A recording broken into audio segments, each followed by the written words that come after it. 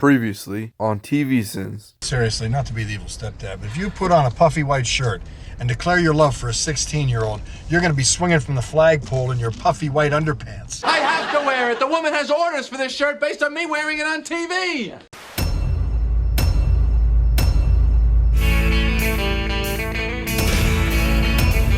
What looks like cider. Taste it. It's fat. I drank fat. I feel like there are other senses that could have been utilized to clear this up before resorting to ingestion. I don't even drink water without smelling it first. For the love of smelly cat, Ross later says it even has chicken bits floating in there. This is not a mistake a human would make. Yeah, I know. I did that 2 minutes ago. This is not a mistake 2 humans would make. Relax, Ross. We'll be ready. It only takes us 2 minutes to get dressed. Even in sitcom logic, 2 minutes seems on the optimistic side of donning a full tux. Unless, of course, you have one from the Naked Gun. I'm really starting to notice all the interesting artwork and pieces Monica and Rachel have around their apartment. And one of my favorites is the piece of what appears to be a man about to donkey punch a dog. Glass of fat?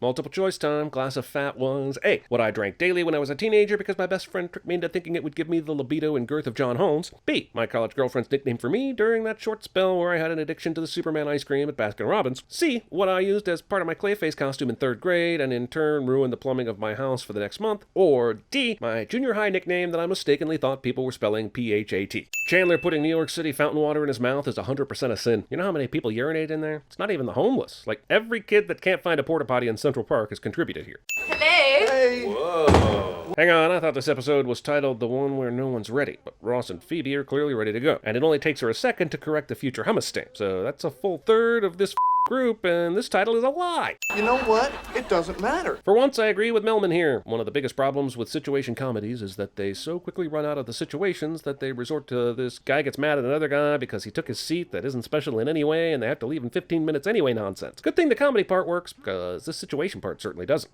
You guys, does this look like something the girlfriend of a paleontologist would wear? I don't know, you might be the first one. Phoebes would be Phoebe-tastic at TVSins. I wrote a little song today.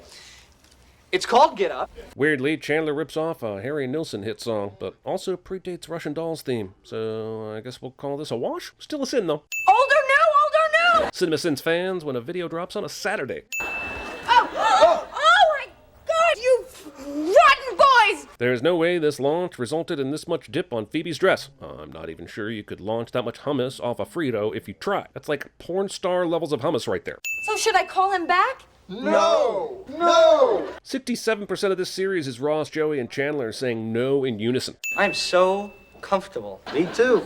I think I might be a little too comfortable. All right. The ability for Joey to pop a half chub on Chandler in this short a time frame is both impressive and offensive. Okay, look, we have 19 minutes. But when Ross entered the apartment, he said they had 26 minutes, so take out 43 seconds for the intro, and they should still have 21 minutes to get ready. And yes, I know it's close, but this show is choosing to use a real-time plotline, and I'm a dick, so sin away. This stain just moments ago looked like this, and now it's faded to this. Maybe you don't need to do anything about it. Just let it be, and the nothing will eventually take it. You have 2 new messages. Wow, what a cool job. You have 2 new messages. Please pass the pie. Remember answering machines? And how after telling you how many messages you had, they gave you a space to crack a joke and let the laughs die down before continuing to play your messages for you? Good times. Hola, it's me. Yesterday was really fun. Call me about this weekend, okay? The thing about getting your answering machine messages remotely through a landline back in the day is that they didn't sound like a professional voice actor recorded them in a pristine studio played back on a Dolby quality sound system. Which we have to leave for in exactly 12 minutes. The fact that this bottle episode takes place in real time and in the same room is pretty impressive. It's like Hitchcock's Rope, except Jimmy Stewart is a sniveling paleontologist, and instead of murder, it's a hummus stain. Damn it, I thought I was taking a sin off for this, but when I put it like that... So, in the words of A.A. Milne, get out of my chair, dill hole. Everyone knows the actual A.A. Milne quote was, "Get out of my chair, douche pickle." But the real sin here is this unclaimed full glass of orange juice that's been sitting here this entire time and no one will ever even notice. Whose is it? Where did it come from? How could somebody just leave it there? You've abandoned your OJ! I'm sorry, I thought it looked pretty. Ross, that was a Halloween costume, unless you would like me to go to this thing as Little Bo Peep. You know, this episode is filled with enough great jokes and comedic performances that something as obvious and silly as Ross mistaking a Little Bo Peep costume for an evening gown should have been left on the writer's room floor. And yes, it gets us to a Chandler has the inflatable sheep joke, but also not that funny. Where's my underwear? Whoa. Come on, what, you took his underwear? He took my essence. Now wait a second here. When Chandler went over there to get changed, he had no idea Joey was going to take the chair cushions. So we're going to need a little more explanation explanation as to why you'd have Joey's jockeys. I don't care if they match. I don't care if they make your ankles or your knees or your earlobes look fat, okay? No. Just do it. Hey, remember how much we love these characters that are nice and friendly and compassionate and all that stuff that each episode shits all over? Exhibit A! If you're going to go with this monstrous cover-up, shouldn't you at least have the stain, covered up? Come on, we're friends! Roll Copernicus. So I could do the thing where I just send the New York Knicks because they're the Knicks, but instead I'm going to send it, they're even called the Knicks, which is short for knickerbockers, which was a popular fashion trend from the early settlers where pants had really baggy knees. It's basically like waking up in 2219 and there's a professional team called the Los Angeles Yoga Pants. Ow! She's just getting dressed. Is it wrong that I was totally aroused by that? Yes. I mean, no, you're a product of your time. I mean, you're making a joke, but one that's maybe cheap at the expense of womening. I mean, goddamn, this show is hard to reconcile with the current climate sometimes, isn't it? Maybe if I wasn't going commando.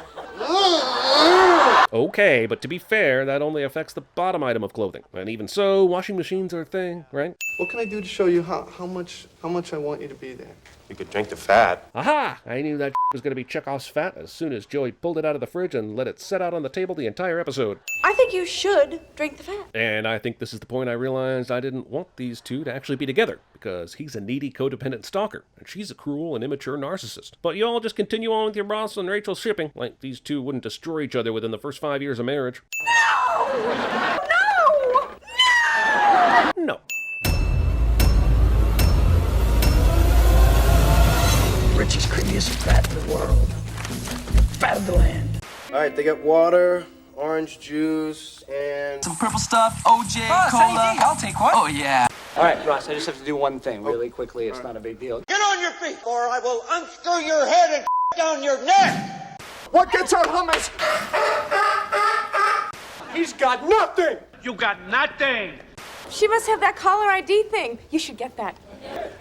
When you're friends with Sydney, you die.